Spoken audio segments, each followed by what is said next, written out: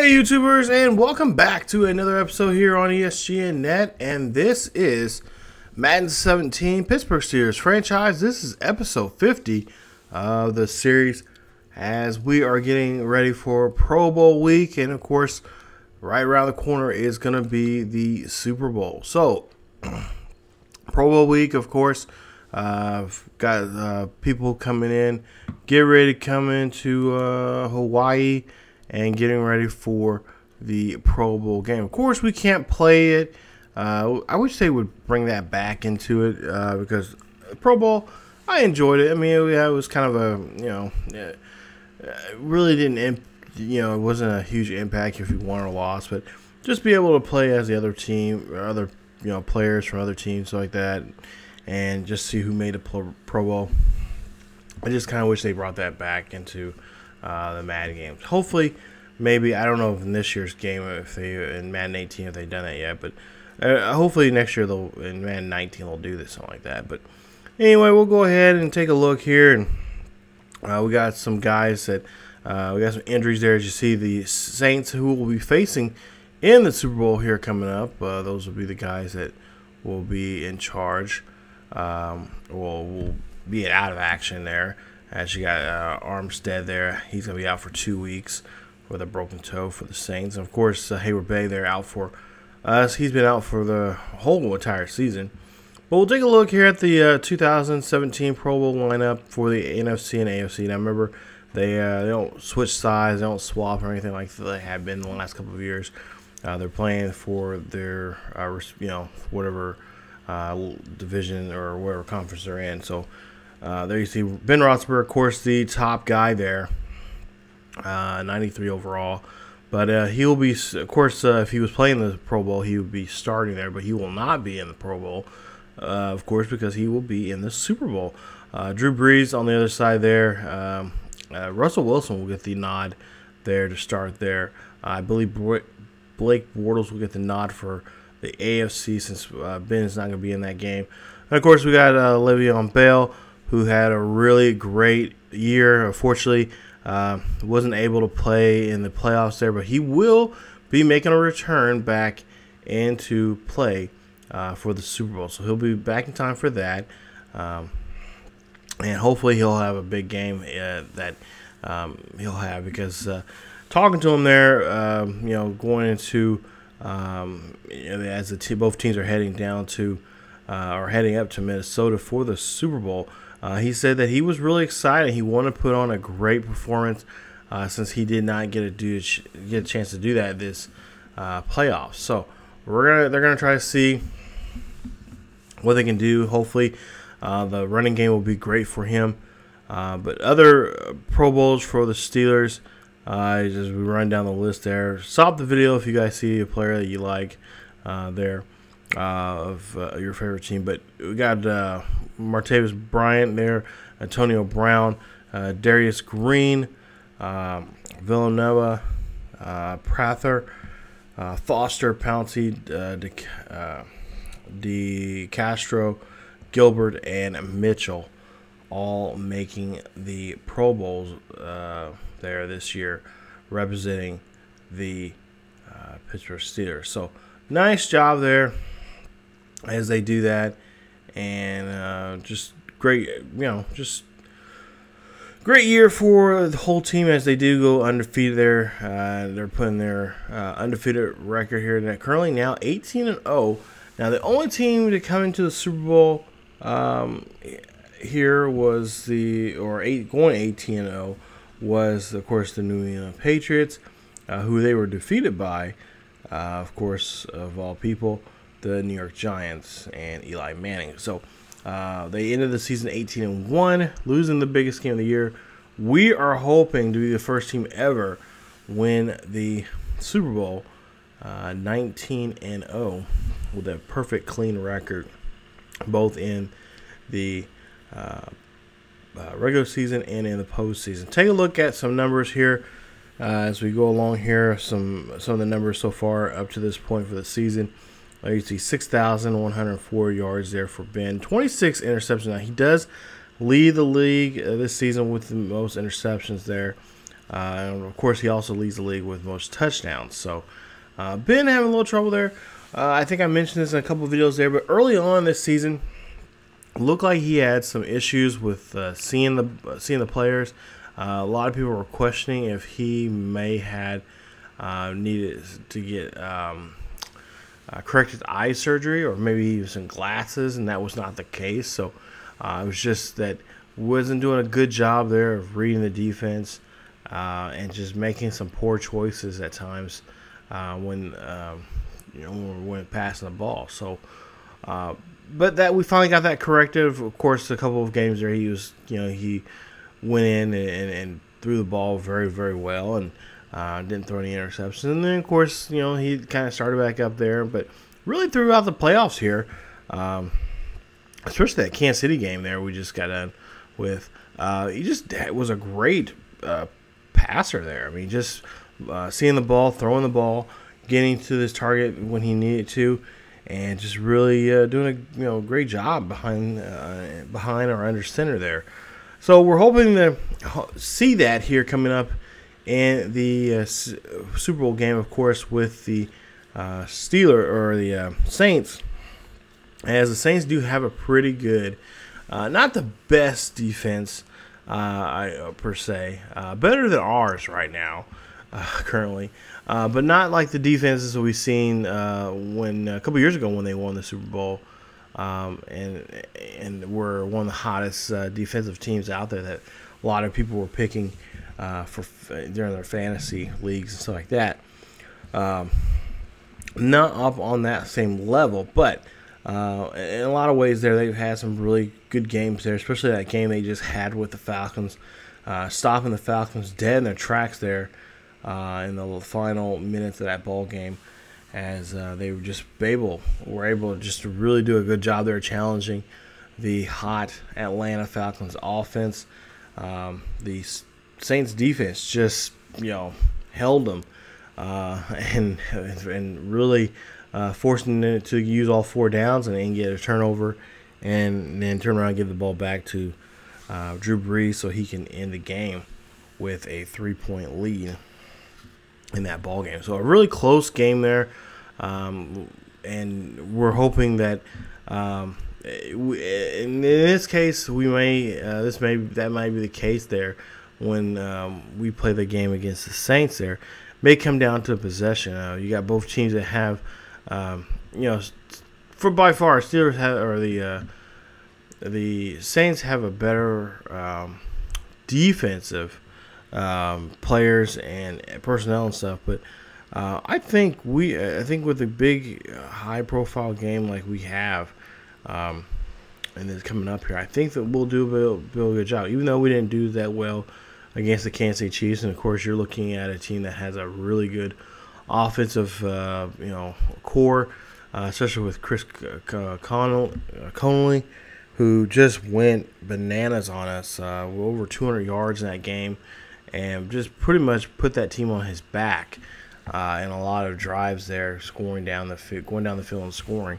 We're not going to see the same thing happen to us coming up here against the Saints. So yeah, I mean, it's overall excited to see this game.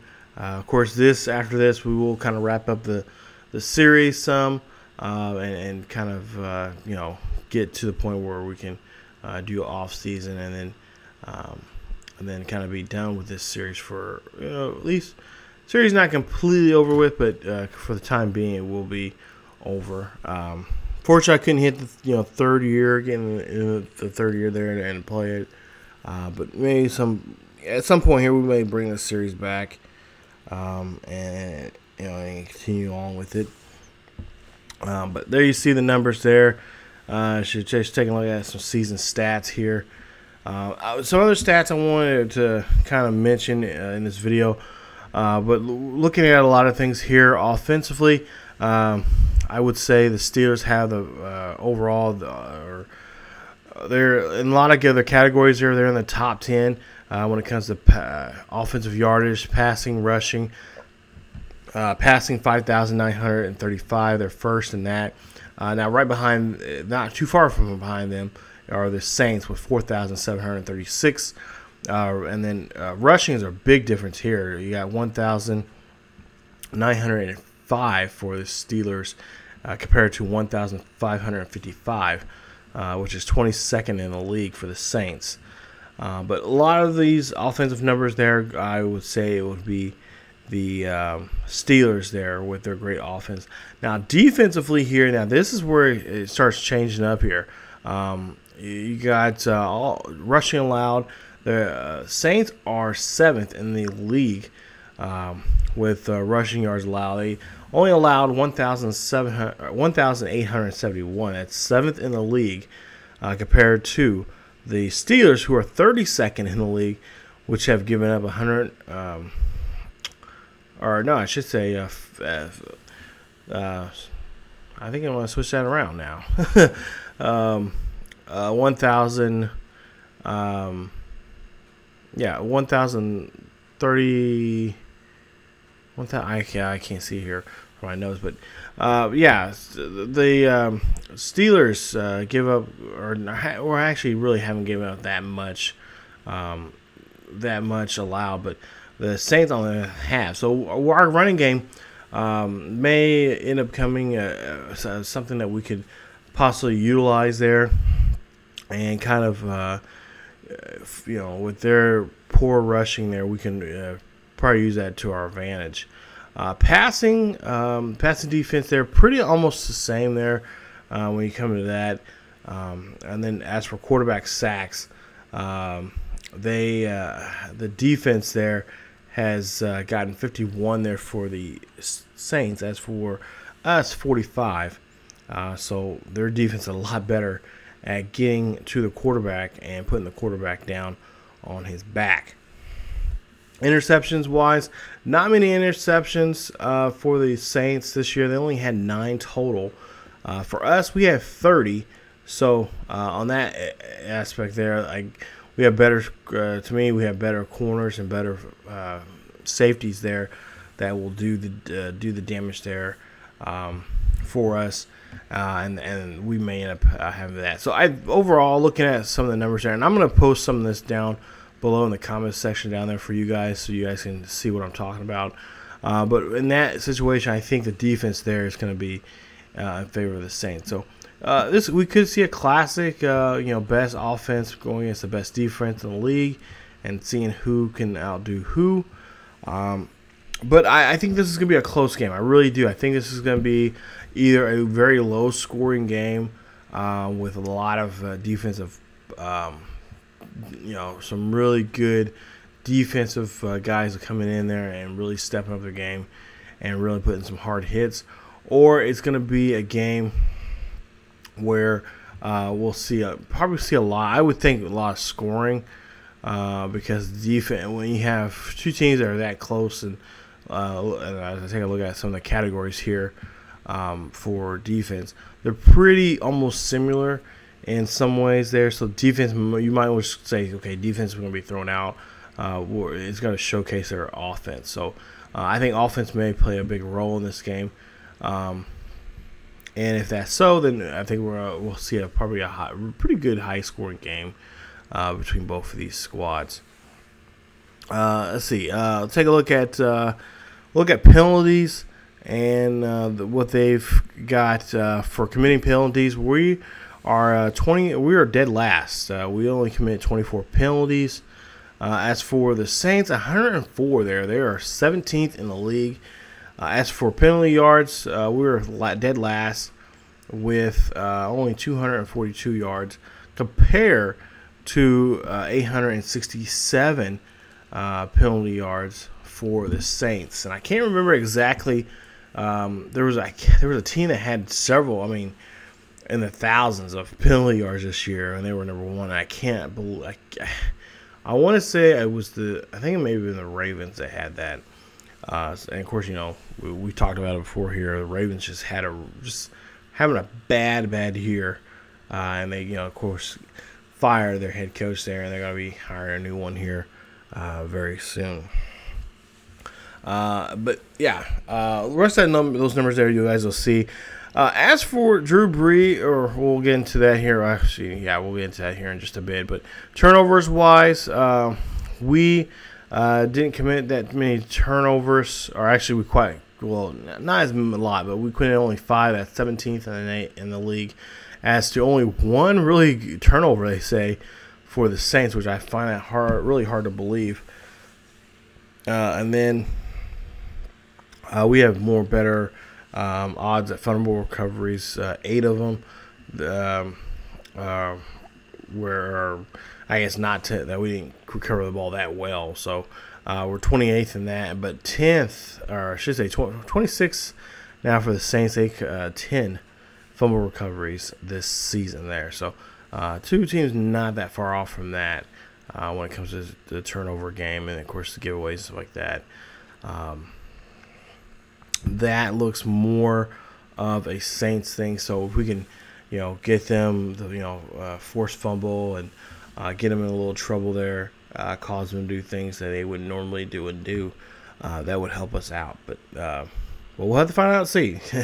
Just because you see, you have these numbers in front of you and stuff like that, not necessarily be the way that how those teams are going to be playing. That's just a course of course, all these numbers are tabulated through a course of games, a number of games for the season. But there you see the Saints in first place. There you see the 12-3-1 for the season there. They took first place, and they held on to first place for quite a while there.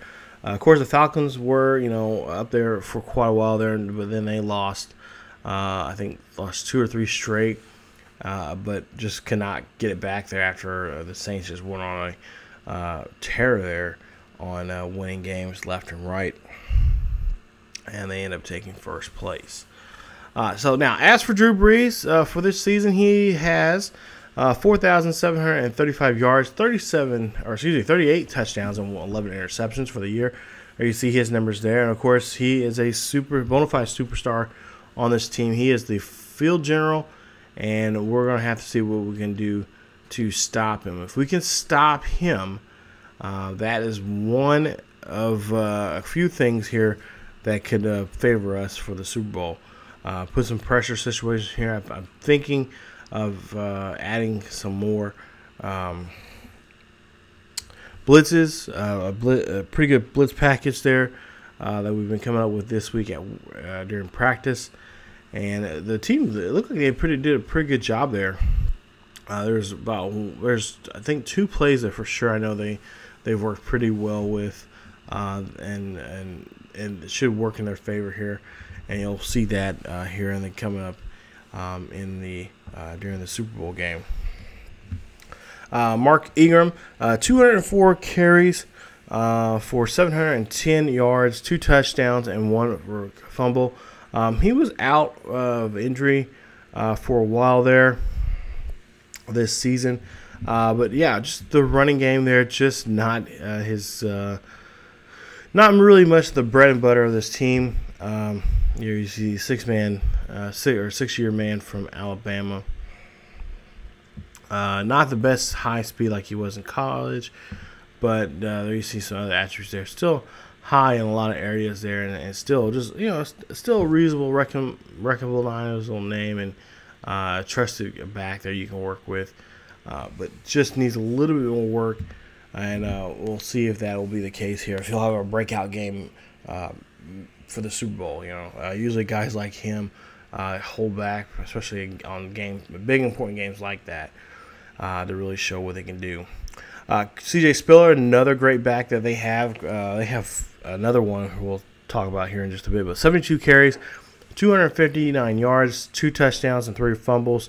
Between those two, they have 4 fumbles altogether. So a little bit of fumble-nitis, and we'll see if we can give them a case of that coming up during the Super Bowl. There you see his numbers there for Spiller, and just the trucking not that great there. He needs to kind of work on that during the off season.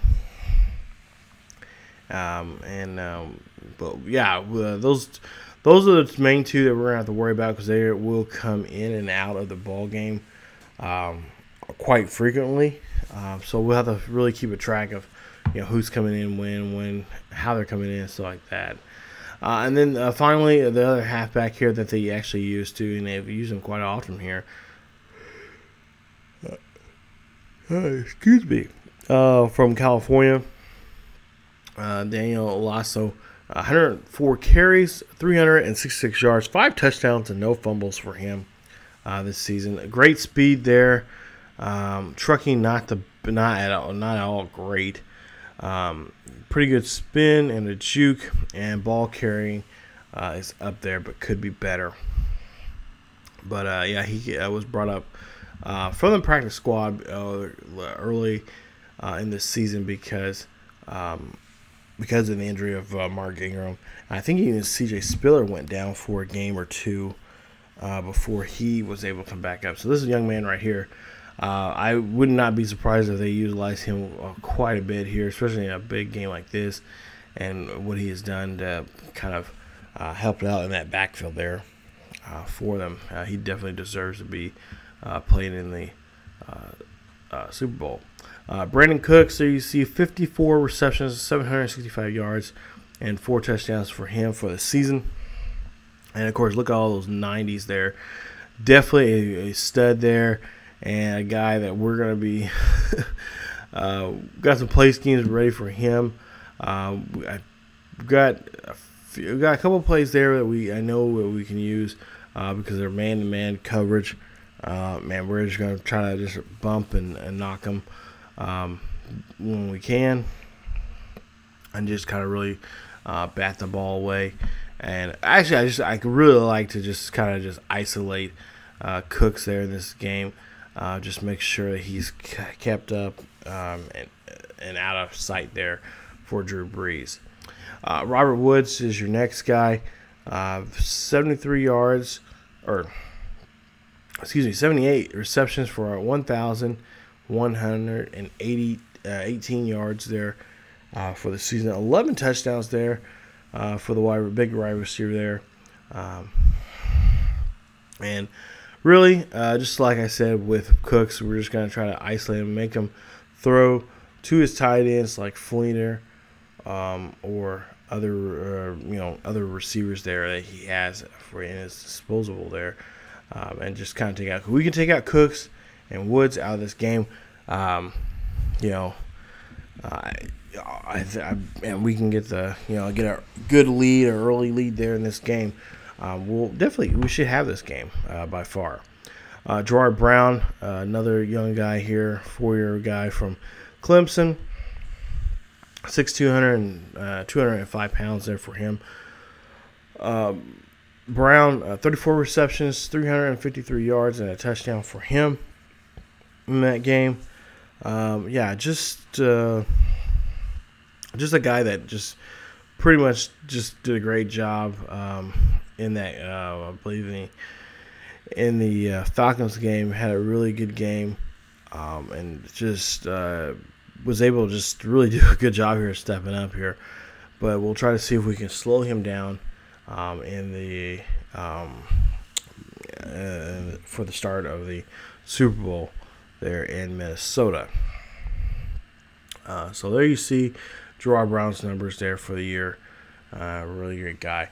Now, a guy that I personally like, one of my I'm a big fan of his ever since he was drafted by the Colts organization, getting him and Andrew Luck. Coby Fleener, I'm talking about. Coby Fleener was out and he was on IR, and he's been on there for quite some time now. I think he played maybe a few there in the first game, and then I haven't really. I mean, he hasn't been heard of since then. And that being said, 13 receptions, only 195 yards, or 159 yards, I should say, and 3 touchdowns. So, just not, normal numbers for him. But, for the most part there, he was injured, and he still is injured. So Josh Hill has been stepping up here and taking over. And Hill 61 receptions, 559 yards with 2 touchdowns for him. We just just did a great job here stepping up, and I wouldn't be surprised if here in the next season or two, I would say next season, he should be able to be your everyday tight end for the ball club. But there you see, decent speed there. Not looking for there's not too many speedy tight ends out there, but we'll see how he does here, and we'll see if he can prove his stock here within the organization and be up there. Now, as for defensively, you got Cameron Jordan. There you see his numbers, and of course, honestly, he's just a beast there. Try to avoid him. He has 87 solo tackles, 109 tackles, 21 tackles for loss, 17 sacks, forced fumbles, 1 fumble recovery for him for this season there. So, really good season there for Mr. Jordan, and this is a guy that I think Ben is going to be kind of nervous about. He's going to have to,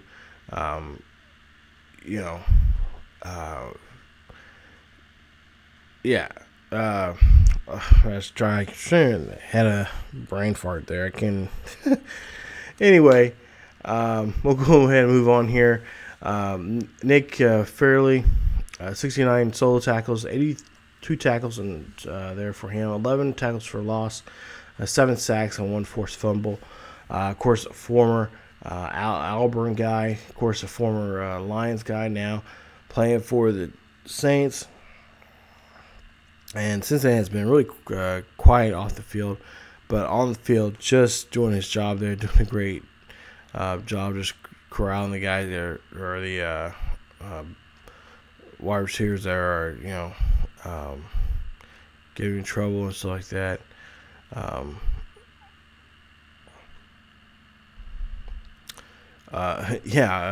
Fairly, just great numbers there. Great strength, great tackle right there.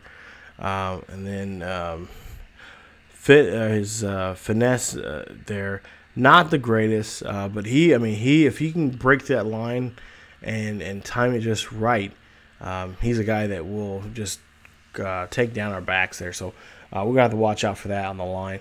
And then finally, James Laurinaitis there for him. Ohio State product there for him.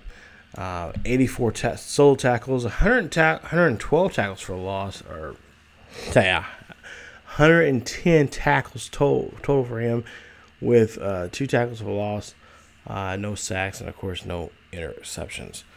But yeah, those are the guys there we're taking a look there as potential players that we're going to have to eventually at some point deal with, and try to game plan around here. And of course, that game plan is going to constantly change and evolve as we'll see how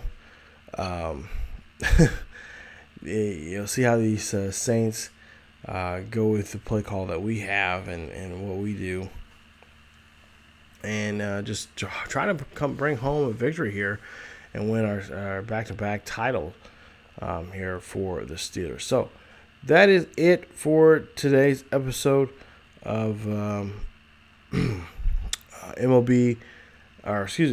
Madden 17. Stay tuned for the big game, because there you see right there the 12-3-1 taking on the undefeated Pittsburgh Steelers there in the next episode. So stay tuned for that. That should be coming up here in the next day or two, and stay tuned for that and get ready for summer football. It's definitely football season. I'm loving it so far. I've been enjoying the first couple weeks of college football, and of course, The NFL's back, and of course now Madden 18's out. So, and we'll get that series started here very, very soon. So if you guys enjoyed today's video, please leave a like.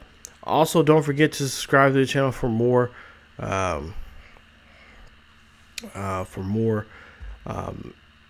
Madden 17 with Pittsburgh Steelers franchise. Super Bowl coming up here very soon, so stay tuned for that. Episode 51 for Super Bowl 52 is coming up. I can't wait, and I think you guys will really enjoy it. So thank you guys. As always, leave a like, share, subscribe, and also follow us on social media on Facebook, Twitter, and Tumblr. Links are down below in the description.